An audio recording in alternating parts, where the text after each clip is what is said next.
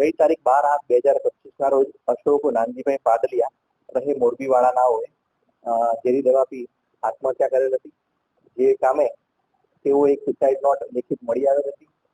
જે સુસાઇડ નોટમાં આ જે અશોકભાઈ છે તેમના સિરામિક ઇન્ડસ્ટ્રીઝના ભાગીદારોએ તેમના ભાગીદારીના ધંધાના દેણા પેટે ₹4,30,00,000 નો હિસાબ નહીં આપી અને આ રૂપિયા મરણજનાને નહીં ચૂકવી તેમને માનસિક ત્રાસ આપેલો હોય. તેમજ હાલમાં જે 2 આરોપીઓ પકડવામાં આવેલ છે તે 2 આરોપીઓ પૈકી એક સ્ત્રી આરોપી છે તથા એક અન્ય આરોપી અર્ચિત સન ઓફ નીતિનભાઈ નટવરલાલ મહેતા.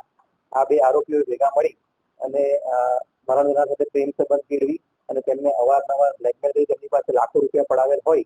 જે કારણસર કંટાળી અને આ કામના મરણજનાને ઝેરી દવા પી પોતાનું જીવન ટૂંકાવેલ હતું. જે સંદર્ભે મરણજનાના પરિવારજનોએ ફરિયાદના આધારે ગુનો દાખલ કરવામાં આવેલ છે.